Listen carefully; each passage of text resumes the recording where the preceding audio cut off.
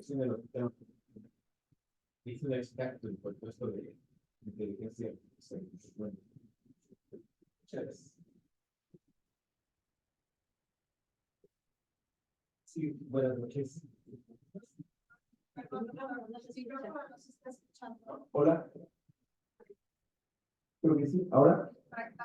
Pero voy a apagar el volumen de la computadora para que no resuene. ¿Así está bien? ¿Sí se oye bien en Zoom? Sí, Perfecto, excelente. Bueno, en algunas pláticas introductorias, pues obviamente yo lo que quiero hacer inteligencia artificial, pues inteligencia artificial en medicina, y les pregunto, digo, ¿ustedes se imaginan si tuvieran que poner desde el suelo hasta donde llegara todos los libros que utilizaron en la carrera para aprender medicina?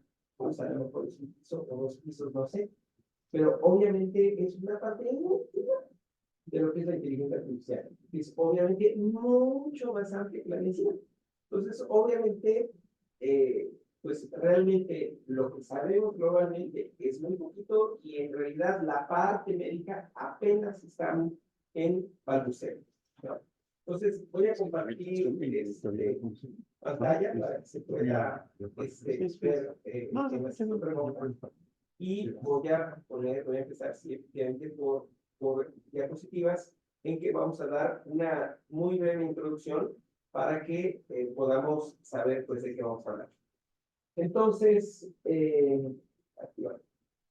La inteligencia artificial básicamente es el proceso mediante el cual una máquina va a sustituir algunas de las funciones que hace el cerebro humano.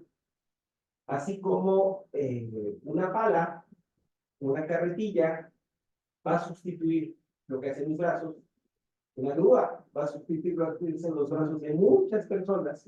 Y pues realmente un coche va a sustituir a mis piernas para desplazarme, para manejar, ir a otro lado.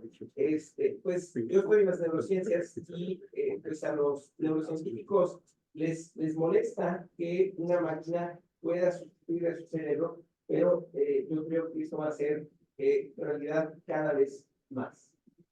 Entonces, vamos a hablar específicamente de lo que son los modelos de lenguaje. No vean tanto texto, digo, les voy a explicar. Hicieron hace algunos años un experimento con personas que utilizaban regularmente el GPS para viajar a la ciudad y personas que no lo usaban. Y entonces, pues, hicieron algunas pruebas muy específicas para ver cómo se orientaban en el espacio. Y obviamente la gente que no usaba el GPS se orientaba mejor que aquellos que lo usaban. Pero hicieron seguimiento. Y 3 años después, esas 13 personas voluntarias de este experimento, la capacidad de orientación de los que usaban el GPS se siguió deteriorando. Mientras que la capacidad para orientarse en el espacio de los que no lo usan siguió mejorando. A mí me pasó.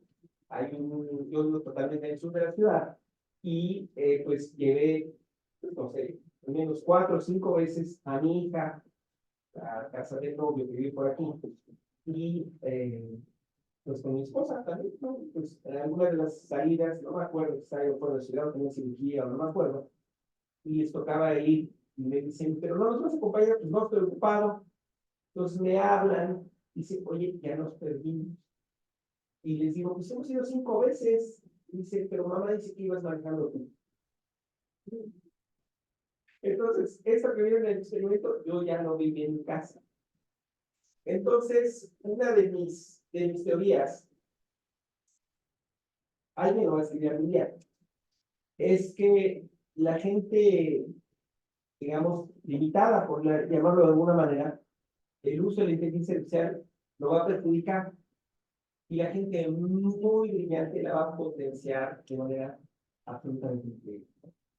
En una de las pláticas que fui a dar afuera, esta es pues, el Aeropuerto Internacional de Ciudad de México, que es la tabla de salidas o entradas, y del otro lado estaba esta publicidad y dice, ¿qué se siente no tener idea de inteligencia artificial? En el Aeropuerto Internacional de Ciudad de México. Entonces, es algo que será indispensable en cada área del conocimiento de aquí a cierto tiempo. Entonces, bueno, nosotros tenemos un canal de YouTube y en algunos de los chats de médicos, todo el mundo está en el chat del hospital, del consultorio, de la asociación, no sé qué. Entonces, pues, tengo el contacto fácil. Entonces, a veces le mandan a algunos desconocidos en el chat, me presento, estamos en el chat. Digo, que tenemos un canal de YouTube, inteligencia artificial, quiero mandar información. Y me contestan, a veces digo, la mayoría dicen que sí, algunos no contestan, pero no sé, acá no contestan y me dice, ese no tengo tiempo de ver videos. Bueno, obviamente me corta la posibilidad, no voy a empezar a discutir con él, nada más digo, oiga, doctor, muchas gracias, pero por el motivo. Pero si me dejara hablar, yo diría, doctor, si usted tomara tiempo para aprender esas habilidades, tendría más tiempo para hacer otras cosas. Entonces, el cerrarse a aprender nuevas habilidades que nos puedan facilitar la vida, a mí siempre me ha sorprendido, por ejemplo. Entonces, bueno, al final volver a crear esta diapositiva, tenemos un canal de YouTube, un grupo de Telegram, una página de Twitter, y esto es una introducción de que la inteligencia artificial es sobre todo el aprendizaje profundo, que es aquello que permite a las máquinas que se van a aprender. Hay sistemas autónomos, sistemas de reconocimiento facial y de objetos que pues, a la entrada del condominio de cualquier persona prácticamente ahora hay esto, el celular tiene reconocimiento facial, agentes inteligentes, sistemas expertos y lo que se llaman los grandes modelos de lenguaje. Este es el árbol genealógico de los grandes modelos de lenguaje. Entonces, para decirles que si tuviéramos 14 horas para hablar, no se alcanzaría el tiempo. Entonces, de los diferentes modelos de lenguaje, pues se conocen sobre todo GPT-4, está PAL 2, Inflection, Cloud, que ya estamos en Cloud 3, Grok, que es el de Elon Musk, Llama, que ya estamos en Llama 3, que es el modelo de Meta, que es la compañía de Facebook, de WhatsApp. Entonces, todas las grandes compañías de cómputo mundiales están desarrollando sus sistemas de lenguaje porque hay dinero y mucho dinero. Entonces, aquí habla pues de diferentes tamaños de las ventanas de diálogo, es decir, qué tanta información puede procesar el modelo de lenguaje al mismo tiempo. Entonces, esta es otra vez la evolución de los modelos de lenguaje desde hace algunos años hasta la actualidad y las diferentes herramientas que están. Pueden comprender textos, pueden hacer cálculos, pueden resolver exámenes, pueden criticar lo que nosotros decimos. Y estos son las diferentes, digamos, niveles de desempeño, porque, pues, ustedes pueden verlo como un ponente. Un ponente puede decir cosas interesantes, pero no tener buena voz. Puede tener buena voz, pero no hacer contacto con su público. O puede hacer contacto con su público y a lo mejor hacerse bolas. Entonces, todo tiene ventajas y desventajas. Un teléfono puede tener buena memoria, pero tiene una buena cámara, o el precio no nos gusta, es excesivo, etc. Entonces, finalmente, vemos que en las partes en las que han, digamos, llegado a un nivel 5, los modelos de lenguajes que sean legibles, lo conciso y lo que en teoría son inocuos para el usuario. Al principio, antes de que estos modelos de lenguaje fueran lanzados al público, yo le podría preguntar, oye, ¿cómo me puedo suicidar? Entonces, el modelo de lenguaje decía, pues mira, le sacar una pistola, o cómo puedo asesinar a mi jefe y no ser descubierto por la policía, y así sucesivamente. Entonces, obviamente, para evitar mal uso, todas estas cosas, si ustedes se lo preguntan a ChatGPT, pues le va a decir, oye, pues eso está mal, tú deberías no sé qué, etc. Pero incluso ahora con la famosa equidad de género, cuando recibe una pregunta es un poco y dice, no, tú no debes discriminar a las personas por sus preferencias sexuales, etc. ¿no? Entonces, es chistoso como todo esto le ha puesto mucho cuidado, ¿no? Al principio, cuando yo decía a la gente que iba a hacer una plática sobre el uso de ChatGPT en medicina, me decían, oye, pero se entienda, ¿no? Se hace poesías o, bueno, tan es así que la UNESCO diseñó un manual sobre para qué sirve ChatGPT en la educación superior. Entonces, los modelos de lenguaje requieren, o más bien, han cobrado tal auge que hay países en donde se está pidiendo que se les apruebe como dispositivos médicos, así como pues, un estetoscopio, un oftalmoscopio, un electrocardiograma. Y está publicado en Nature Medicine, están publicadas las mejores revistas. Entonces, incluso la Oficina de Tecnología de los Estados Unidos ha publicado esta lineamiento de un año acerca de cómo utilizar la inteligencia artificial. Decía Mark Twain que las buenas decisiones vienen de la experiencia, pero decía que la experiencia viene de las malas decisiones. Entonces, yo le digo a los médicos más jóvenes que la fuente más importante de enseñanza es el error. Y si esto nos va a solucionar las cosas y nos va a evitar el error en ciertos aspectos, obviamente volvemos a lo que les decía, que capacidades diapositivas, que la gente con capacidades intelectuales limitadas no va a poder desarrollar esas capacidades. Las personas de la edad del doctor o de un servidor, que pues aprendimos donde la letra con sangre entra, ya tenemos desarrolladas las habilidades cognitivas para poder distinguir lo que es importante y lo que no es importante, desarrollar estrategias de aprendizaje, o sea, que estamos muy curtidos.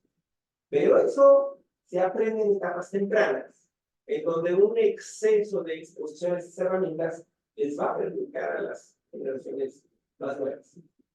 Entonces, decía, ¿cuándo es seguro utilizar ChatGPT?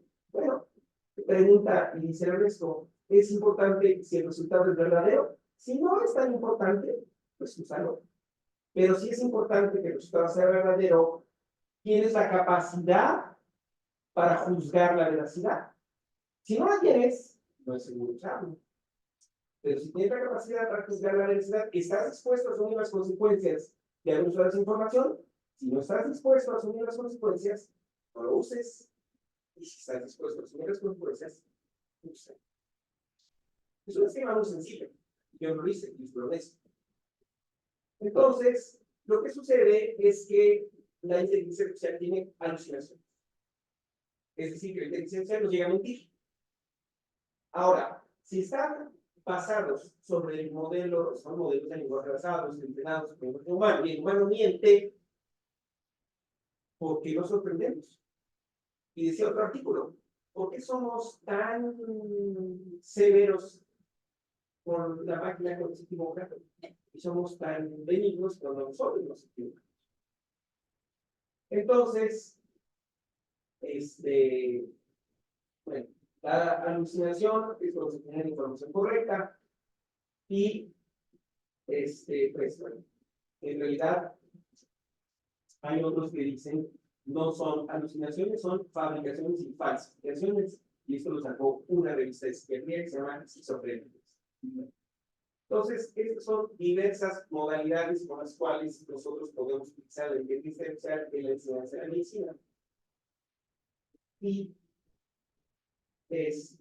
pues todo puede fallar en la vida, las aplicaciones también pueden fallar. Pero para cada función tiene una herramienta. Entonces, generalmente, si nosotros no pudimos hacer algo con la inteligencia artificial como nos salió mal, lo más probable es que no la hayamos sabido usar. Entonces, lo que les decía, que encontrar la brecha entre la gente brillante y que tenemos capacidades, se requiere un entrenamiento, bueno, pues sí, nosotros tenemos un canal de YouTube, y estamos haciendo son con las universidades y en un momento dado a redes sociales. Entonces, bueno, dice el dicho popular que la forma de pedir está en dar. Entonces, si nosotros tenemos un prompt, que se llaman las instrucciones, que es deficiente, no es lo mismo que si es un prompt perfecto, porque vamos a tener un resultado mediocre o vamos a tener un resultado adecuado a nuestra necesidad. Entonces, hay gente que dice que la inteligencia artificial va a deshumanizar a la medicina, pero yo les voy a mostrar, no es que demostrar, y yo creo que es lo contrario. En este experimento, ellos tomaron respuestas a las preguntas que hacía un grupo de pacientes en un foro de redes sociales. Las preguntas que hacen los pacientes. Oye, doctor, tengo sobrepeso. ¿Debo primero bajar un poco de peso para no lastimarme las rodillas al hacer ejercicio? ¿O debo primero hacer ejercicio y luego bajar de peso? Y así sucesivamente. Los pacientes nos hacen muchas preguntas. Y entonces, esas preguntas se las hicieron a la inteligencia artificial y se las hicieron a médicos de carne y hueso. Esas respuestas después se las mostraron a médicos de carne y hueso y les dijeron cuál te parece mejor. Y les quiero que las jugaran en dos aspectos. Primero, calidad de la respuesta, que tanto te parece, pues lógico, sustentado, sentido común, basado en evidencia, etc. Y el segundo punto, y creo que aquí donde va a ser doloroso para la gente que no crea, es qué tan empática te parece la respuesta. Entonces, el resultado, a la izquierda, en azul, las respuestas de los médicos que iban de pobres a buenas, y a la derecha del café, las respuestas de la inteligencia artificial que eran de buenas a muy buenas. Pero, donde es avasallador, es que generalmente las respuestas de los médicos, otros médicos las consideran poco empáticas, y las respuestas de los robots son empáticas. Yo voy a dar dos ejemplos reales. Una amiga, técnico radiólogo del Instituto Nacional de Salud, va al ISSSTE y le dice a su médico: oiga, doctor, pues fíjese que yo, pues, acabo de perder mi esposo en el empleo, se divorció mi hermana, tengo tal enfermedad, estoy deprimida, ya tomé antidepresivos, me sigo sintiendo mal, no sé si puede mandar a psicoterapia. Y el psiquiatra le dice: a ver, señorita, primero usted me dice que es técnico radiólogo y ya está juzgando y tomando antidepresivos, ¿quién se lo quitó o se cree doctora? Entonces, ¿para qué viene aquí? Además, en el ISSSTE ya tengo noticias para psicoterapia. Y el psicoterapia vaya a buscar lo privado. Y la radióloga, Ángeles, me dice: oye, recomiéndame un dietólogo, ¿no? Pero, ¿sabes qué? Un dietólogo que no me salga con: doctora, ¿cómo está gorda? Mi dietólogo, ¿cómo? Un robot nunca trataría así a un ser humano. Entonces, obviamente, que la inteligencia artificial es más empática y más humana que los humanos. Aquellos que no crean que hay doctores como los que les acabo de describir, nunca han ido. Esto es otra evidencia de que pues, puede haber respuestas correctas o incorrectas de la inteligencia artificial. Y aquí, por ejemplo, en Java Network Open, utilizaron la inteligencia artificial para analizar casos clínicos difíciles que tenían diagnósticos negativos. No se sabía que tenía, a pesar de haber tenido investigaciones extensas. Y esos casos clínicos difíciles los plantearon a la inteligencia artificial y la inteligencia artificial los resolvió. Es así como la Biblia, entre comillas, de los modelos de lenguaje en medicina. Ahora, no les expliqué mucho qué es un modelo de lenguaje. ¿Sirve Sí, claro. Sí, es que tengo trastorno por de atención, no vamos a estar parado en un solo lugar. Entonces, el lenguaje humano es extremadamente predecible. Yo, pues como estaba distraído platicando del doctor, no llegué, no saludé y dije: hola, buenas noches, gracias por haber venido. Bueno, pero es lo que normalmente me espera un ponente. Y pues cuando uno se despide de la persona que lo invitó, pues normalmente dice: oiga, doctor, pues muchas gracias. Y él debe responder: no, al contrario, doctor, es un honor que usted haya venido. O sea, el lenguaje humano es predecible. Yo llego a una fiesta de cumpleaños espera que le traiga un regalo, que se lo regale al cumpleañero, oye, pues mira, esto no es mucho para lo que te mereces, y él le tiene que contestar gracias. El lenguaje humano es extremadamente predecible, tan es predecible que los que me conocen, bueno, aquí no conocen más que el doctor Morel, y dijeron, no, es que el doctor dijo tal cosa. Si ustedes me conocen, sí, y nunca diría eso. No, tú te equivocas. Las mujeres hablan un lenguaje diferente del que hablan los hombres. Bueno, ahora con la igualdad de género, quién sabe si eso sigue siendo así, pero en mi tiempo sí. Los chilangos hablan diferente de los zapatillos. Un neurocirujano habla diferente de un neurólogo. Un cirujano habla diferente de un anestesiólogo y así sucesivamente. Entonces, finalmente, el lenguaje es estadístico. Uno puede predecir qué va a pasar. Entonces, este poder de cómputo hace que hay palabras que semánticamente, es decir, con su sentido, están muy cercanas unas de otras y otras muy alejadas. La palabra tigre, gato, leopardo, pantera, león, puma o celote están súper cercanas. La palabra huachinango, bacalao, sardina, atún, mero están muy cercanas. Entonces, las computadoras no entienden lenguaje, las computadoras entienden números. Entonces, los que entrenaron los modelos de lenguaje transformaron cada palabra en un vector. El poco recuerdo que yo tengo de lo que es un vector en un espacio vectorial, una flechita que tiene un origen y un destino.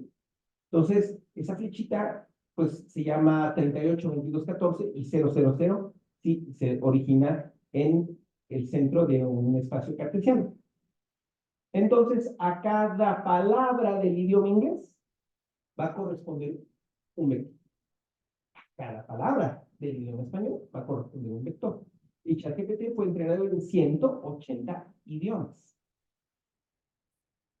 Entonces, por eso yo le puedo preguntar, oye, estoy diciendo esto, ¿está correcto? Y me va a decir, no, eso no está correcto, tú debes decir así, así, así. Hay algo que se llaman colocaciones, que es palabras que suenan bien juntas y cuando no están juntas suenan mal. En español decimos feliz cumpleaños, decimos feliz Navidad, pero en inglés es Merry Christmas y Happy Birthday. Yo no puedo decir Happy Christmas, porque se me quedan viendo así, ni puedo decir Merry Birthday, porque también se me van a quedar viendo así. Entonces, ChatGPT sabe todo eso de todos los idiomas. Bueno, todos los idiomas en su entrenado. Entonces, eso hace que el lenguaje nos parezca tan entendible, tan lógico, porque se aprendió todo eso. Entonces, hay un algoritmo que va a transformar mis palabras en numeritos y en vectores que la máquina va a saber interpretar porque conoce el espacio vectorial y va a calcular inmediatamente a través de las redes neuronales las palabras que tienen input para dar la respuesta y la va a volver a traducir por la interfase. Pero ahorita van a ver a qué velocidad lo hace. ¿Hasta aquí alguna pregunta?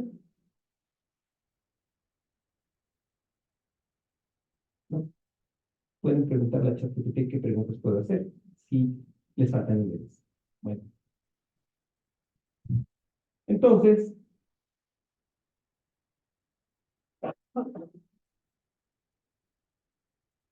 vamos ahora a proyectar. Estos son videos que hice supuestamente para no sobrepasar el tiempo, entonces está todo minutado.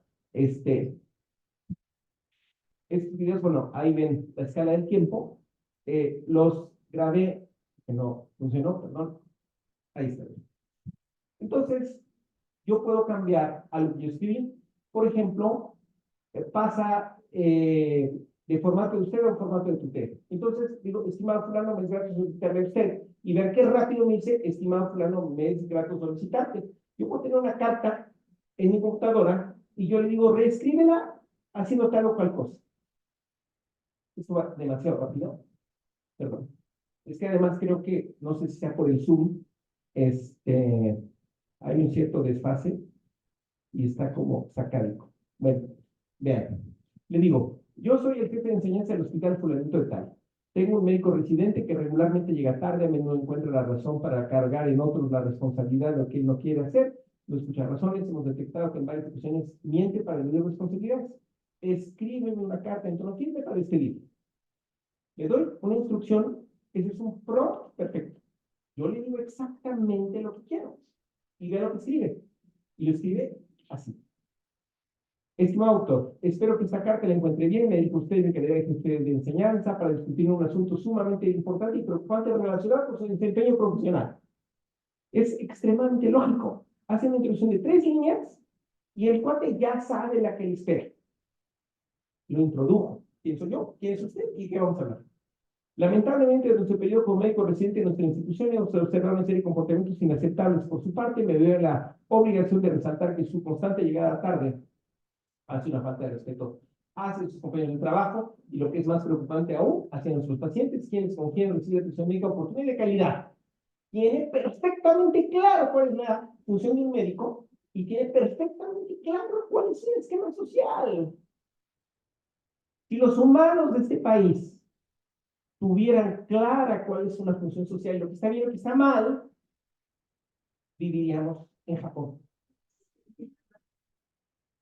Bueno, no quise utilizar. Bueno, entonces, vean lo inteligente que es.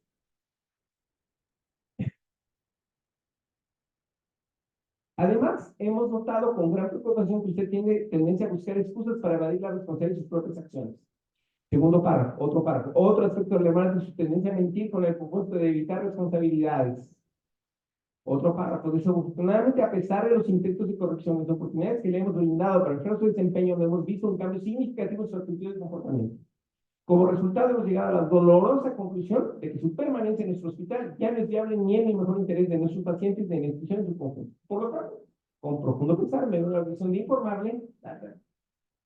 Entonces, ven cómo con 5 líneas bien pensadas y bien escritas me escribe una carta de 10 párrafos. Atentamente, fulanito de tal. Pero resulta, acuérdense que estamos en México. Ahorita van a ver. Y entonces recibo una llamada. Doctor, es sobrino del gobernador. Entonces, si nos vamos hace muchos años, yo le dije, secretaria, señorita, rompa. Ahora escríbame una carta en tono firme para darle una segunda oportunidad. Ya le di una instrucción de 1 línea y 10 palabras. No necesité repetirle. La secretaria humana me hubiera dicho, ¿cómo? O sea, ya no lo va a correr. ¿Sabes qué es un esclavo digital? Él no protesta, no cuestiona y hace lo que quiere.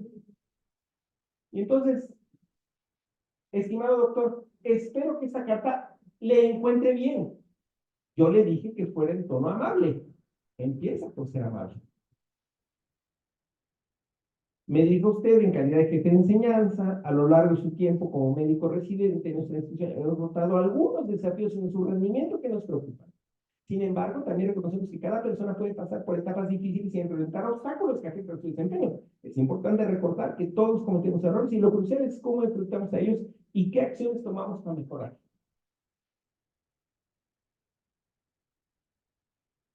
Si yo le hubiera puesto en el prompt y además recalca que es hijo del gobernador y que yo sepa servirle, me hubiera dicho, ¿verdad? Esperamos, entendemos que puede haber circunstancias que han influido en su puntualidad y que han llevado a malos entendidos. Además, queremos hacer hincapié en la importancia de la honestidad y la transparencia en la práctica médica. Como jefe de enseñanza, estoy aquí para apoyarlo y brindarle las herramientas. Le insto a que aproveche esta segunda oportunidad. Se transformó completamente.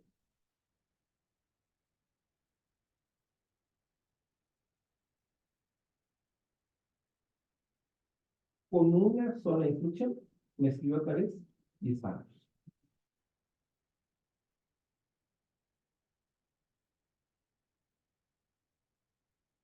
Ahora, lo interesante, como ya les había dicho, vean, le doy una instrucción en francés y le digo, quiero que construyas 4 columnas de los 4 departamentos más poblados de Francia, primera columna número, segundo número del departamento, tercero capital, cuarto población. Y le digo en alemán, hazme la misma tabla en alemán, y me la hace en alemán. Obviamente con datos de Alemania. Pero yo podría dudar y decirle, ahora dime lo mismo en español. Tradúceme esta tabla al español y me la va a traducir. Pero vean cómo me la da con formato, porque así yo se la pedí. Si yo sé pedir, me va a dar lo que yo quiero. Aquí tienes la traducción al español.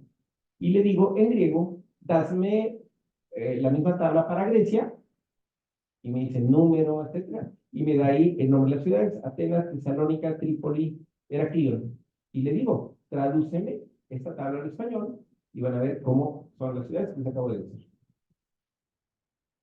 Atenas, Tesalónica, Trípoli, Heraclión.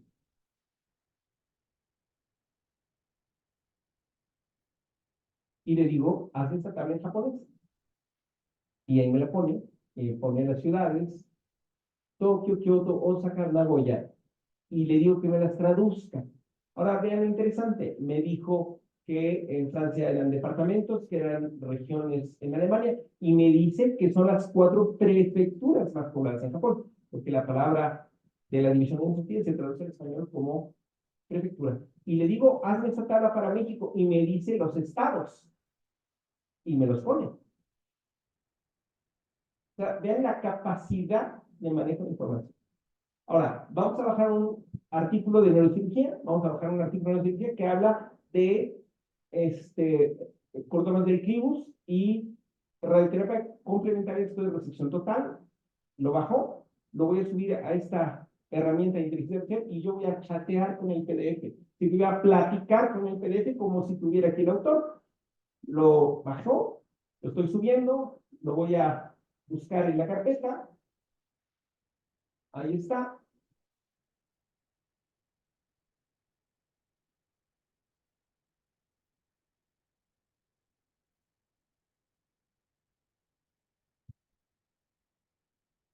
Entonces vean por qué les digo que si no saben qué preguntar, les pueden decir a ChatGPT. Porque dice, bueno, si tú no supieras qué preguntarle a este PDF, hace 3 preguntas que creo que son las más lógicas. ¿Cuáles son las guías de tratamiento actual para los condones del trigo y por qué la radioterapia tradicional después de resección total es controvertida? Segunda pregunta, ¿cuáles son las bases de datos que se buscaron para juntar elementos para hacer esta revisión sistemática y cuáles son los criterios de inclusión en este estudio? Y tercera, ¿cuáles son los principales hallazgos de esta revisión sistemática y cuáles son las implicaciones para la práctica clínica y la investigación futura? Me hace las 3 preguntas de más sentido común que yo podría hacer sobre un artículo. Entonces, para los doctores que dicen que no tienen tiempo, pues es lamentable que no tengan tiempo de estudiar algo que les va a ahorrar tiempo y facilitar las cosas.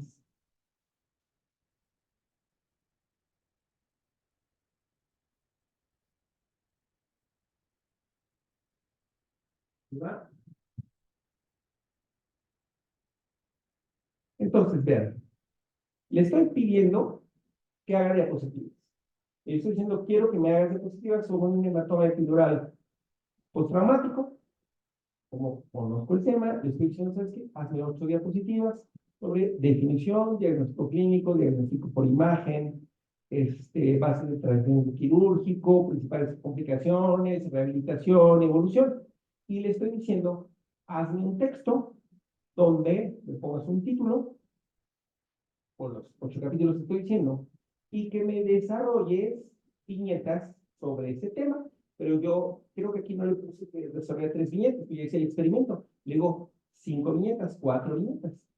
Pero puede ser que yo le diga, hazme diapositivas sobre la historia de México con prehistoria, época precolombina, conquista de época colonial, independencia, el siglo XIX, primera mitad del siglo XX, segunda mitad y época actual. Y dame 5 puntos relevantes de cada época y ponmelo en las diapositivas. Entonces, finalmente, van a ver la velocidad a la que genera la información. Les repito que yo no aceleré el video. Ya lleva 2 diapositivas. Ya lleva 4 diapositivas. Ya lleva 6 diapositivas. Y ahí se atoró un poquito. y ya lleva 8 diapositivas. Voy a tratar de quitar aquí la barrita. Entonces, ¿qué hago? Lo voy a copiar, lo voy a pasar a un Word, y en ese Word, lo que yo voy a hacer, simplemente le voy a quitar lo que no me sirve. Como ven ahí arriba hay herramientas de formato, entonces voy a seleccionar todos los títulos, lo voy a dar al formato.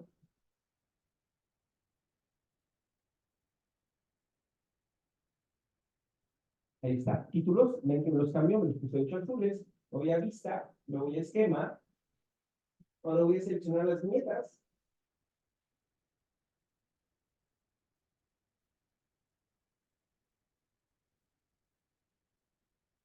y le voy a decir que son, no es texto independiente arriba a la izquierda, sino texto nivel 2 para que las desfase y las pueda jalar el PowerPoint. Ahí ya lo hice. Nivel 2. Póngales, ya. Ahora lo voy a grabar. Aquí lo importante es que es un archivo de texto, pero eso se llama texto enriquecido. Rich Text Format, que es de extensión RTF. Le pongo el número que quiero dar, me voy a ir RTF, guardar. Ahí está, lo cierro, voy a abrir un PowerPoint, voy a insertar una nueva diapositiva y le voy a dar esquema.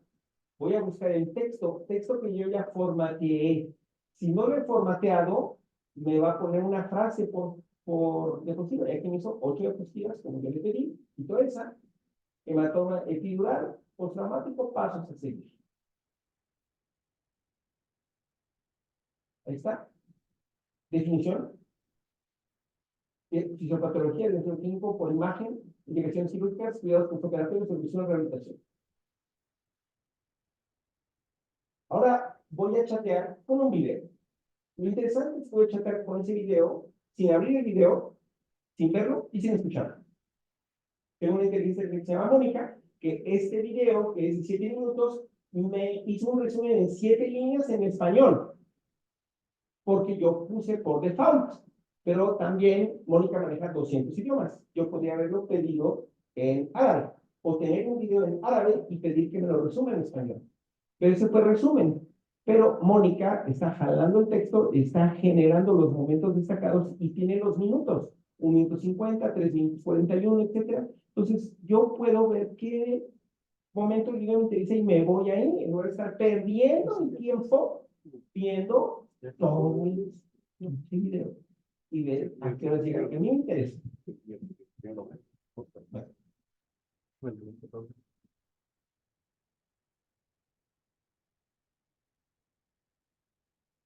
Ahora, vamos a ver cómo vamos a manejar una base de datos.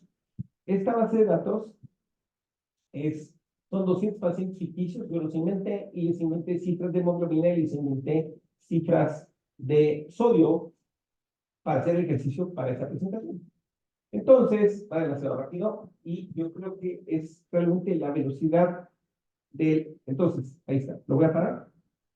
Entonces, como ven, hay columnas, número consecutivo, apellido paterno, materno, nombre de pila, género, 2 columnas con atremia, otra vez género, 2 columnas con hemoglobina y la fecha de nacimiento. Bueno, ¿por qué puse el género? Porque ustedes saben que el diagnóstico de anemia es diferente si son hombres o son mujeres. Entonces, obviamente ChatGPT no va a distinguir en sí si es hombre o mujer. Yo le puse masculino o femenino y generalmente vienen los expedientes, ¿no? Entonces, voy a generar lo que se llama una macro. Pues, ingeniero de sistemas, que hay alguien que sepa más de cómputo, me corrigen, pero básicamente una macro es una especie de programita chiquito que yo voy a ejecutar en una aplicación para que haga una instrucción. Entonces le voy a pedir a ChatGPT que me ponga a las mujeres de rosa y a los hombres de azul. Entonces, esa macro me la generó ChatGPT y yo voy a pegar en la ventana de diálogo y automáticamente la columna H me va a poner de rosa a las mujeres, de azul a los hombres. Lo hizo en un cuarto de segundo. Pero si hubieran sido 4,000 pacientes, lo hubiera hecho en el mismo tiempo. Ahora, ¿qué voy a hacer? Voy a generar otra instrucción para pegar el color de la celda de la columna H a la columna I y a la columna J. A ese es el código. Yo no sé generar código. Espero que ustedes me dicen ahora estoy en código, es importante. No, sí, es muy importante. Y entonces, vamos a ver cómo le voy a pegar y ¡pum! Y me pasó los colores. Entonces, ¿qué le voy a decir? En la columna I y la columna J es la misma información, pero en la I voy a dejar las cifras y en la J voy a poner el diagnóstico. Y le voy a decir, ¿sabes qué? Ahora toma las casillas azules y cuando el valor sea inferior a 13.2, le pones que tenga anemia, si es entre 13.2 y 17.6, le pones normal y superior a 17.6, le pones poliglobulia. Entonces, yo voy a sustituir cifras por diagnósticos. Pero mire la riqueza que yo tuviera 14 columnas y yo le digo, cada vez que esté esto y esto y esto y esto, le pones que tiene neumonía. Cada vez que esté esto y esto y esto, le pones que tiene insuficiencia respiratoria. Cada vez que tiene sarcoidosis, tiene tuberculosis. Entonces, ya cambió en la columna J, nada más en los azules, porque así se lo pedí, las cifras por números. Ahora, ¿qué voy a hacer? Voy a cambiar los colores para que yo pueda distinguir, porque finalmente todos los azules son parecidos. ¿Qué voy a hacer? Voy a poner azul claro en los que están anémicos, azul intermedio en los que tienen la hemoglobina normal y voy a poner oscuro en los que tienen la poliglobulia y vamos a ver cómo lo va a ejecutar rápidamente. Ahí está. Esta es nuestra ventana de diálogo. Le damos play, le ponemos un nombre a una macro, creamos una macro, pegamos el código y le pedimos que ejecute en play y vean cómo ¡pum! Me cambió los colores.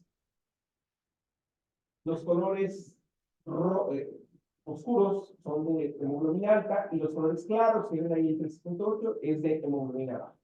Y le voy a pedir que me pase los colores de la columna I a la columna J y después lo vamos a hacer con las otras. Y después lo vamos a hacer con la natremia. Hasta ahora, ¿qué les parece? No entiendo por qué la gente no lo usa. No me cae en la cabeza. Seguimos en el. Cualquier.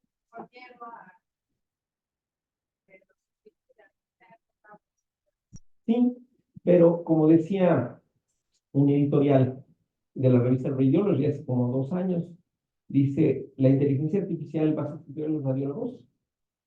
Dice, al menos inicialmente los radiólogos que utilicen inteligencia artificial van a sustituir a los radiólogos que no la usen. Entonces, si temen perder su trabajo o temen que les llegue el fracaso, yo creo que es mejor saber por qué lado les va a llegar. Entonces, ahora vamos a cambiar y bueno, voy a adelantarlo más para, a ver, ahí está. Vamos a ver en qué lo llevé, creo que todavía más adelante. Vean cómo ya incluso las mujeres ya también tienen rosa claro, etcétera, etcétera. Bueno, y ahora lo voy a hacer con la anatremia, pero después lo voy a hacer con las edades. Entonces, como ven, nada más tengo la fecha de nacimiento. Entonces, le voy a decir que haga un cálculo para decirme la edad de los pacientes. Ahí está en la columna K, la edad de los pacientes. Y entonces le voy a decir, pues, hazme el cálculo y van a ver cómo va a calcular la edad de los pacientes de volada. Ejecuta, pum, ahí está la edad de los pacientes.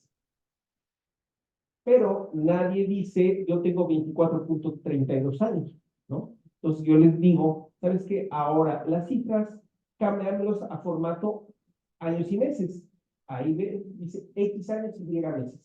Entonces ahora me va a traducir las cifras en años y meses, copia código, se va a ir.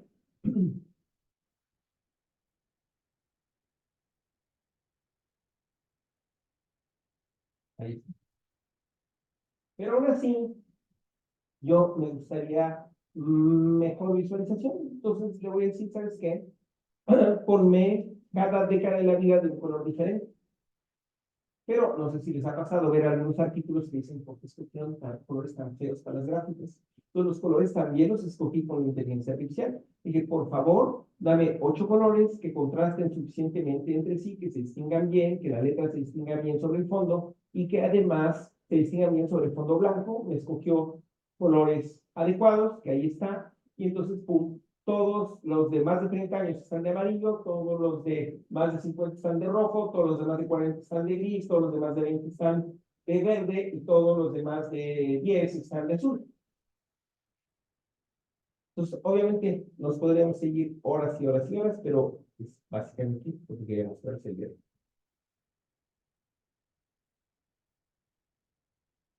Entonces, no sé si tienen más preguntas, ¿sí? ¿Esa es la versión gratuita, la de ChatGPT o la de pago? La que hace tablas. La de tabla es la gratuita. ¿Es la de tablas? Es la gratuita. Es la gratuita. Sí, adelante.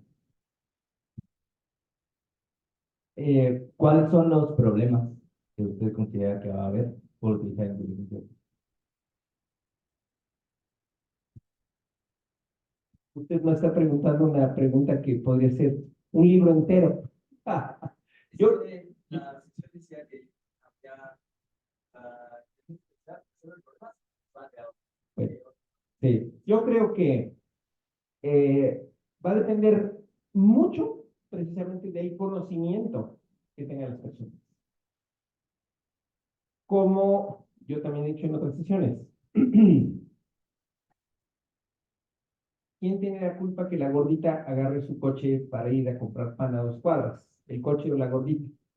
Yo creo que nos va a crear muchos más problemas a los médicos, porque esto está enfocado, si no la conocemos, si no nos entrenamos, si no nos formamos para ver qué capacidades tiene y cuáles son precisamente sus limitaciones, ¿no? Porque al nivel muy pequeño estamos nosotros, más no podemos hacer. Hay uno de los más grandes expertos en inteligencia artificial en Francia, no me acuerdo de cómo se llama, pero ahorita les voy a decir también profesor de Francia, que hace un año decía en un discurso que hizo en la Unión Europea, dice, Europa se está quedando atrás, porque la inteligencia artificial se está desarrollando en China y en California, ni siquiera en Estados Unidos, en California. Dice, necesitamos brincar. Europa necesita dar un brinco adelante. Y de hecho, hay una nueva inteligencia artificial que desarrolla una compañía que se llama Mixtral, que desarrolla un modelo que se llama MOE, que es Mixture of Experts. Porque, y de hecho, como ChatGPT es un modelo cerrado, hay los que se llaman open source y closed source, no sabemos cómo se desarrolla ChatGPT, pero en realidad la eficacia es tal que piensan que es un MOE, que es Mixture of Experts. Entonces, en el caso de Mixtral, son 8 diferentes inteligencias artificiales. Y hay una primera cuya función es ver, a ver, esta pregunta de qué es, esta es de matemáticas y código, la voy a mandar, por ejemplo, Mixture of Experts, al experto dentro de mi inteligencia de código. Esta que es, esta es de cultura general, la voy a mandar a mi experto. Entonces, en realidad, esto lo desarrollaron los franceses y ahora es open source. O sea, nosotros podemos acceder a este modelo y usarlo de manera gratuita. Entonces, le digo, si Europa considera que está atrasada, ¿dónde consideramos que está Latinoamérica? Ellos consideran que están atrasados. Eso les voy a decir, lo pueden verificar. En Japón hay un ministerio de la transformación digital. Hay una Secretaría de Estado que se consagra a la transformación digital del país porque Japón considera que están atrasados en tecnología digital. Búsquenlo. Este ministro es un genio. Bueno. Entonces, yo creo que nos va a crear muchos problemas si no nos subimos al carrito todos. Porque finalmente, bueno, uno de sus objetivos, digo, ya hemos dado pláticas en otros hospitales, obviamente, ya dimos un taller de inteligencia artificial en el Hospital Metropolitano, les podrán preguntar a sus colegas o dar los datos de los doctores que lo tomaron. Queremos crear una masa crítica en este país de médicos que se interesen en la inteligencia artificial. Y obviamente no somos los únicos que lo estamos haciendo. Debe haber 20 o 30 grupos. pero que aprendamos a trabajar juntos para que además suplamos a uno de los problemas que tiene la inteligencia artificial, que es el sesgo de entrenamiento. Si yo entreno a un empleado, por ejemplo, a la atención al público, y ese empleado lo entrena a una persona de menor nivel cultural, ese empleado no va a recibir ni va a tener un entrenamiento ni va a utilizar el mismo lenguaje que si lo entrena una persona de alto nivel cultural. Entonces, muchos de los modelos, no de modelos de lenguaje, de los modelos en general de algoritmos en medicina, fueron entrenados con anglosajones y con negros, y con pocos latinos. Entonces, ¿qué debemos hacer? Empezar a generar nuestra propia tecnología. Entonces, yo creo que nos va a crear más problemas en base precisamente a nuestra ignorancia. Acaba de sacar la semana pasada, no, hace 2 semanas, lo pueden buscar, en la página de la Organización Panamericana de la Salud, una, ¿cómo le diría yo? Es unos lineamientos, un documento de posición, un documento de consenso, en donde la Organización Panamericana de la Salud da 7 puntos para intentar disminuir las brechas de desigualdad en la atención y la salud. Digo, en Estados Unidos hay una brecha entre la gente que tiene seguro y la que no tiene seguro, entre los pobres y los ricos en todas partes, menos en los países escandinavos y en Japón. Entonces, de los varios elementos, el primer elemento es la modernización de la salud, precisamente técnicas digitales, y uno de los puntos es la disminución del analfabetismo digital de los médicos. Entonces, para contestar su pregunta, que es muy difícil y que es estrictamente, a lo mejor cometí un error en darle ese título al doctor, porque eso es una disertación filosófica. Y yo lo que quería mostrarles es las habilidades prácticas que les pueden servir. Tendríamos que desarrollar muchas más capacidades en eso. Hay un punto que, bueno, a pesar de que parece que no tiene nada que ver con esto, yo me enteré recientemente, a pesar que me interesa mucho en esos temas, hay algo que se llama el Índice de Innovación Global, Global Innovation Index. Es una cifra y una posición que le atribuye dentro del mundo una universidad privada europea y una compañía privada también europea, que no es de tecnología, no es de enseñanza, a los países en su capacidad de innovación. Y lo divide en 3 grandes rubros, lo que llama el input, el output y las facilidades. El input es cuántas instituciones, qué infraestructura y qué capital humano se dedica a innovar y no a repetir cosas que vienen de otros países. El output, que son los datos duros, son cantidad de patentes, desarrollo de nuevas, como le diría, algoritmos, de nuevos esquemas de negocios, etcétera. Y el último es la facilidad para hacer las cosas. ¿Qué tan fácil yo puedo crear una empresa? ¿Qué tan fácil yo puedo contratar gente? Pero ¿qué tan fácil puedo despedir gente?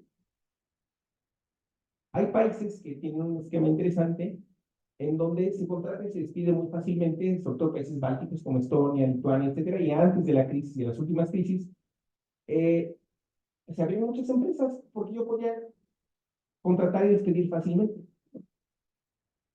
Entonces, dentro de esa escala de innovación global, de los 132 lugares, México es el número 58. Pero hay un punto que es catastrófico y que yo quisiera que se conociera, digo, pero que además se conociera ampliamente, es la tasa de publicaciones científicas dividido por el Producto Interno Bruto.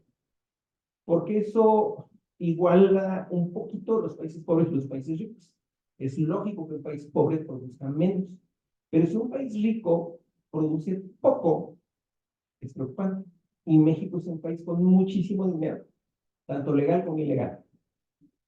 De hecho, hemos ido subiendo de la 15ª, 14ª, 13ª, creo que ya estamos en la 12ª economía mundial.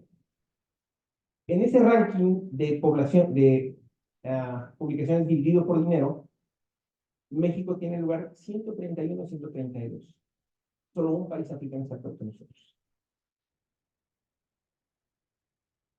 Entonces, para intentar pobremente responder a su pregunta, digo pobremente porque mi capacidad no era, tenemos que mejorar. Tenemos que mejorar en el desarrollo de tecnologías, tenemos que mejorar en las comunicaciones, porque si no, como decía un amigo hace muchos años, dice, pues antes México importaba estufas, ya fabrica estufas, pero importaba microondas, ahora fabricamos microondas, vamos a importar tecnología. No dejamos de ser un país que somos los gatos de Estados Unidos. Y me decía, en aquel tiempo, hace 25 años, decía, oye, ¿tú consideras que España e Italia son países desarrollados? Y yo, pues sí. ¿Cuántas marcas tecnológicas conoces Pérez García López o Rodríguez o mm, Canelotti, Brutini o Paganini? Nada. Italia y España son países extremadamente poco desarrollados. Los gatos de Alemania, Francia y Gran Bretaña. Entonces yo creo que la clave de todo es la educación. Ya lo decía, de hecho, Nelson Mandela. El arma más poderosa para transformar a la humanidad es la educación. Hay un físico, director del Observatorio de Nueva York, un negrito que se llama Neil deGrasse Tyson, no sé si lo conocen, es un youtuber muy conocido, y dice una frase que a mí me gusta. Dice, el gran problema de la mayoría de la gente es que mucha gente sabe lo suficiente de un tema para creer que tiene razón, pero en realidad no sabe lo suficiente para darse cuenta de que está equivocado. Entonces, la base de todo para que no nos meta en problemas y que nos resuelva es capacitarnos nosotros, porque irá subiendo el nivel de cultura digital de ese país. Hay otro indicador que es muy, bueno, no muy parecido, pero está correlacionado, que es lo que se llama el health literacy, el alfabetismo en salud. ¿Qué tanto yo puedo ir con la señora que limpia los excusados y decirle, señora, ¿sabe lo que es la presión alta? ¿Por qué es malo tener la presión alta? Y que me conteste. Digo, yo después de la prepa me fui a Francia, estudié ahí medicina y luego cirugía, y me sorprendía que no tenía dinero, pedía yo aventón, y luego me subía con traileros. Y los traileros, ya viene de México, Zapata, Zapata la expropiación. Dice, aquí un trailero conoce Zapata. Dije, Dios mío, aquí ni los políticos mexicanos candidatas a la presidencia conocen, no, la historia de Robespierre y de Danton, la suya propia. Entonces, está demostrado que el alfabetismo en salud es el factor más cañón para alto gasto en salud. Los pacientes llegan tarde, tumores grandes, complicaciones secundarias y terciarias. ¿Por qué le preguntan a la comadrita, al internet, al curandero? Acaban de sacrificar una gallina en el Senado de la República por el día de la lluvia. Sí. Entonces, la pobre respuesta que le puedo dar es incrementemos el nivel cultural de investigación, de conocimiento de salud de este país y saldremos adelante. Espero. Sí, adelante. Muchas gracias, doctor. ¿Qué opina del avatar Sara que lanzó la OMS en salud? Bueno, como todo, eso, de hecho lo lanzaron precisamente ahora para el día, el 11, ¿no? El 11 de marzo, que es el día de la fundación de la OMS, ¿no? Pero es un buen esfuerzo, pero por ejemplo, pues uno de mis vecinos le preguntó algo tan sencillo como, ¿qué debo hacer? Porque estoy estreñido y que si la piña me puede ayudar. Entonces Sara le contestó que ese era un asunto personal, que no se podía meter. Entonces, yo creo que todavía le falta mucho, ¿no? Digo, es un gran esfuerzo, pero precisamente eso se llama técnicamente fine tuning, ¿no? Que cuando da respuestas absurdas, ellos las graban y poco a poco lo van a corregir. Yo creo que ahorita está muy verde. pero muy breve. Si realmente quieren hacer preguntas de medicina, de hecho, ChatGPT es todavía insuficiente, Perplexity. Perplexity es una inteligencia artificial que además tiene conexión a Internet y que uno le puede pedir que sustente sus respuestas en base a la evidencia, ¿no? Sí, ¿Nos guiará en las cirugías? Más complicado que tenemos. sí, yo creo que sí, porque finalmente, pues, doctor, usted sabe que, por ejemplo, cuando hay un bioma, cuando invade la sustancia blanca, pues es bien parecido, es una tonalidad de marfil muy parecida a una tonalidad aperlada, una tonalidad blanca, etc. Entonces, usted sabe que ya podemos inyectar fluoresceína por vía intravenosa y poner un filtro en el microscopio y que nos aparecen pintadas de un color específico las zonas tumorales. Y eso que todavía no hay inteligencia artificial. Pero cuando la visión por computadora nos pueda guiar, pues obviamente yo creo que hasta cuando acerquemos la bipolar nos va a poner una alarma de no lo hagas. O sea, le ponemos agrenoma de hipófisis y empieza a guiar. Así es, todo lo que así es. De hecho, ya se empiezan, bueno, se empieza a experimentar con guantes que tienen sensores y se están empezando a filmar cirugías de cirujanos con experiencia y con menos experiencia. Y entonces todos esos movimientos de las manos se están metiendo a Machine Learning para hacer guías y enseñarles a los nuevos cirujanos a operar como los expertos porque ya tienen movimientos estereotipados que se va a intentar enseñarles. Seguramente que sí. ¿Cuánto tiempo tomará? Sí, dale. El nombre de las preguntas difíciles. Justo a eso iba. Usted puso un ejemplo al principio de usar Waze, por ejemplo, Sí. para... Y decía que las personas que lo usan mucho, pues ya no se encuentran en el mapa ni en la ciudad, etc. Y conforme lo van usando más, se vuelven menos hábiles para eso. Entonces, utilizarlo mucho en medicina podría hacerte menos hábil en algunas cosas y más hábil en otras. Eso creo que es un problema. ¿Para quién? No sabe. Yo creo que debimos de haber tenido esta inteligencia artificial mucho tiempo antes, porque hubiera ahorrado muchas cosas.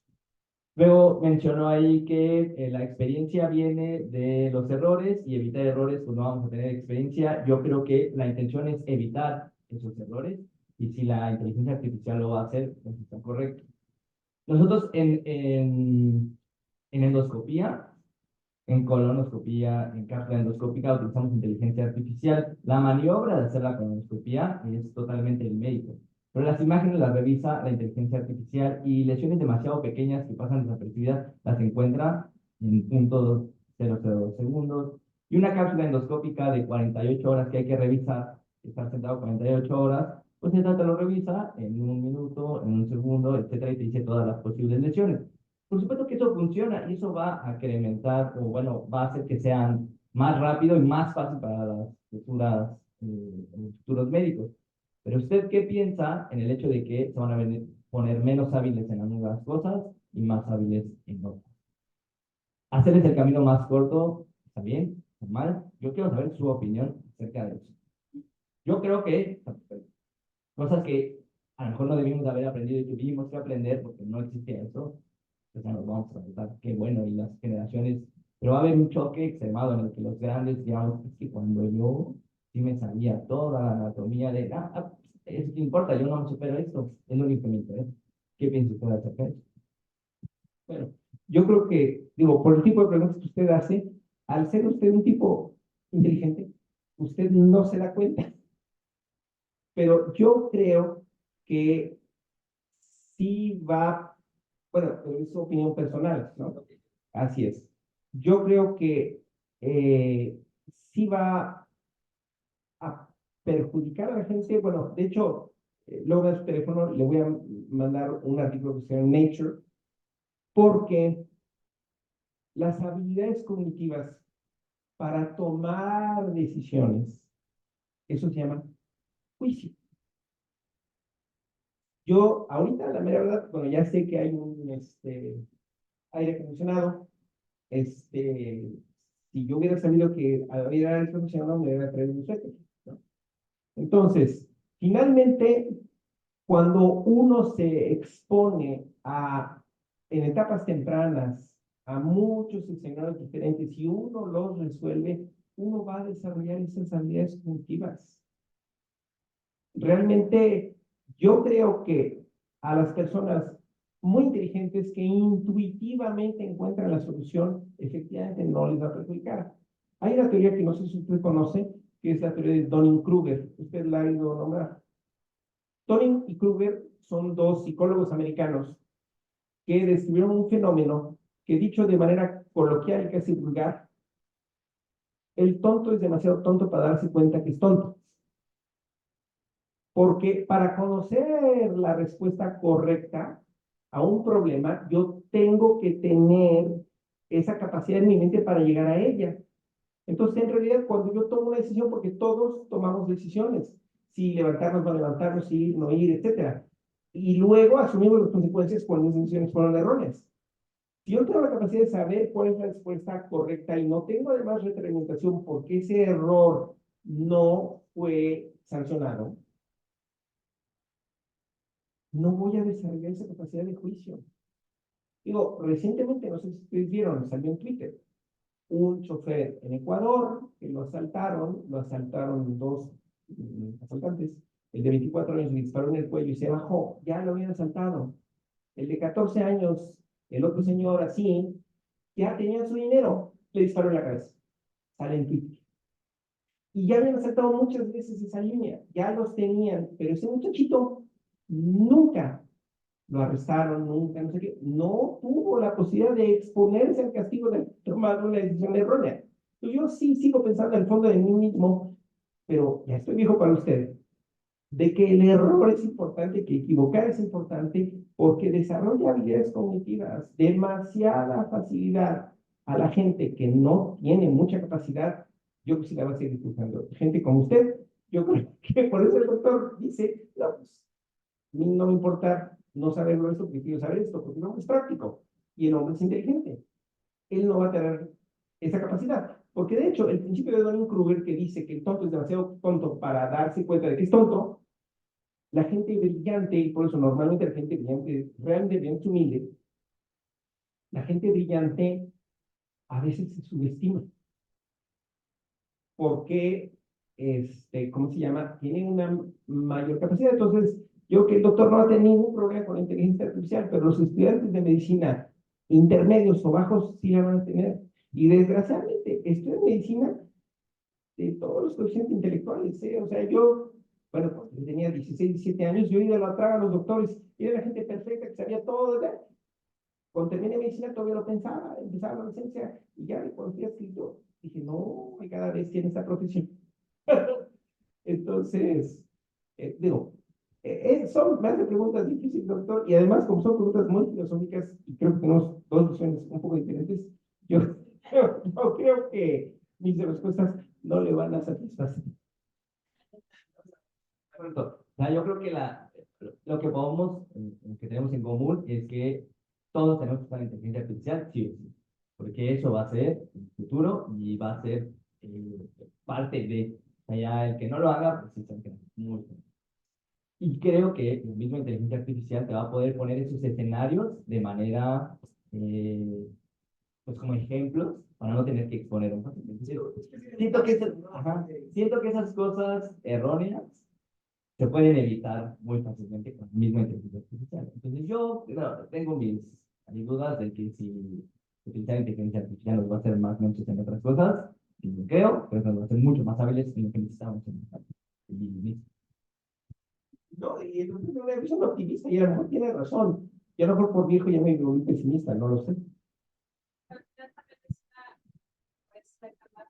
A lo mejor hemos escuchado de nada en exceso, todo con medida, ¿no? Con otras cosas, igual es esto, ¿no? Y no perder de foco y leía recientemente un artículo de la certeza diagnóstica, cómo te la da la clínica, ¿no? 60% y cómo le vas sumando otros recursos y te va acercando, pero ya con la clínica tienes el 60%. Entonces, si esa información lo haces muy detenido, muy desmenuzado, el interrogatorio, toda esta información, y te apoyas de estos recursos, tu certeza diagnóstica es mucho más alta o hasta la puedes acortar muchísimo más en pro del paciente, ¿no? Entonces, creo que hay que usarlo a nuestro favor en ese punto y con la moderación de vida, de que no nuestra vida dependa ahora de un chat GPT para vivir, ¿no? Sino, y que al final el paciente lo que busca es el contacto, ¿no? El apretón de manos, el que lo veas, eso creo que no se cambia por nada. Es el artículo de Nature que le prometí, para que vean las cosas ubicadas. Pues nada más un comentario. Yo creo que también cuando comienza a haber tecnología nueva y no estamos habituados, como que siempre hay cierta aversión. Yo me acuerdo mucho del doctor Navasegura, que era un clínico excelente, neurólogo. Y cuando comenzó a hacer la tomografía, no le gustaba, porque a veces no correspondía lo que él había visto clínicamente con la imagen que salía. Y a veces pasa. Entonces, yo creo que a veces tenemos que irnos acoplando. Yo creo que muchos de nuestras generaciones ya vimos y vivimos cosas muy diferentes y lo vivimos muy rápido y fuimos cambiamos cosas de que nunca me hubieran dicho vamos a operar a través del robot con tiroides. Porque vamos a operar a través de tubitos. Cuando lo dijimos nosotros a nuestros médicos, no. Todo esto de cuando comencé, yo no había computadoras, pues eran cuartos más grandes que estos, y lo que hacía ahora el teléfono trae más capacidad que lo que tenemos. Entonces, yo creo que ha ido cambiando. Nosotros nos tocó ver todos estos cambios, fueron muy acelerados. Y una cosa que le decía, nosotros sí nos asombramos de muchas de esas cosas. Las gentes que están ya naciendo con esto, ya no les parece algo tan asombroso. Entonces, a lo mejor por eso también como que no le dan toda la visión y varía cómo vemos las cosas. Nosotros sí comenzamos desde el principio y vimos cosas que nunca nos imaginamos que hubiéramos visto. Tener un celular, nunca. Tener una computadora portátil, nunca. Ahora tenemos cuando empezaron los teléfonos celulares, pues eran unas cosas enormes, y para lo que servían era para hablar por teléfono.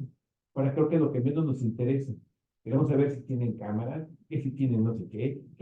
Entonces, ha ido cambiando mucho la visión, y yo creo que esto de la inteligencia artificial, para mí todavía, yo no estoy muy inmerso todavía en estas cosas. Obviamente sí me interesa, por eso también puedo invitarlo para que nos comencemos a dar y ver las cosas. ¿Qué problema le veo? Uno es la tecnología que tenemos aquí en México y el acceso que tiene mucha gente a la tecnología. De hecho, lo que decía, que mucha gente no sabe manejar muchos aparatos. Y a lo mejor tiene el teléfono más novedoso y lo usa con trabajos, por teléfono. Entonces, ha ido cambiando y yo creo que sí. Igual tiene ella le tocó muchas cosas que aparecen. Nosotros nos maravillamos. Cuando íbamos a buscar una referencia bibliográfica, era ir a buscar en libros y buscar y ver si alguien tenía la revista. Ahora, buscas un artículo y te salen N cantidad y lo puedes sacar, aunque sea el journal de Indonesia. Antes de, no te lo voy a decir, o el de Rusia. Íbamos al 20 de noviembre, íbamos al centro médico a buscar, porque eran donde tenían los índices médicos, donde tenían revistas. Y pero esta vez ni siquiera existía la revista aquí en México. Pues, esa revista no existe en México. Entonces, ahora la facilidad que tiene, y lo ve uno muchas veces con la gente nueva, con los recientes, dicen, oye, yo antes me tardaba 2 días para ir a buscar referencias bibliográficas. Ahora tú tienes tu teléfono, las puedes buscar en segundos y no las buscas, y no los lees. Entonces, no por eso, digo, por eso he ido cambiando y a lo mejor nosotros vemos diferentes muchas cosas. Yo creo que sí ha cambiado. Igual lo de la computadora, yo no, creo que soy bastante ignorante en cuanto al manejo de muchas cosas que lo dices, ni idea. Igual, por ejemplo, dije, a ver, ¿cómo manejo el teléfono? Y me lo quito. Se desespera. Pues bueno, pero yo comencé a usarlo y comencé a usar, igual lo de checar la paroscopia, que es lo que decía. Pues antes de pensar eso, nunca lo habíamos pensado. ¿Que sí va a tener problemas? Sí, porque ahora que está pasando con cirugía laparoscópica, saben operar cirugía laparoscópica, pero no saben suceder. Entonces, tienen ahí, a lo mejor algunas cosas de inteligencia artificial les va a beneficiar, pero otras cosas ya no van a ver. Lo que decía, por ejemplo, Estefanía de la clínica. no saben clínica, que a nadie se les problema un paciente. Ya de hecho, antes, por ejemplo, los neuros ya tomaron tomografía. Ahora ven el cirujano general y dice, tómalo un ataque de abdomen y lo ven. Ya no lo psicólogos. Así, son cambios que han ido pasando. Bueno, así dividimos.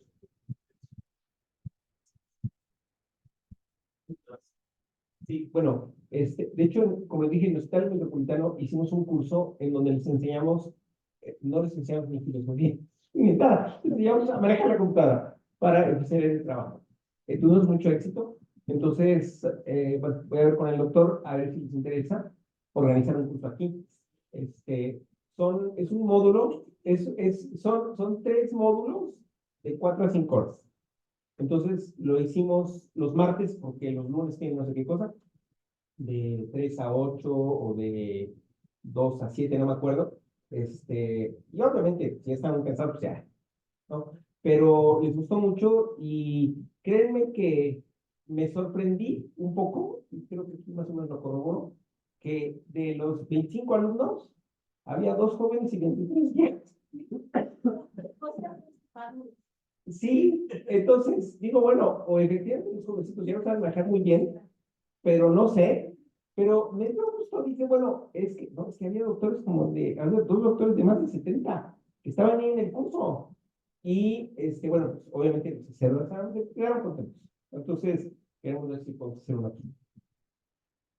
Sí, con mucho gusto, aquí nos vemos y lo planeamos sin problema.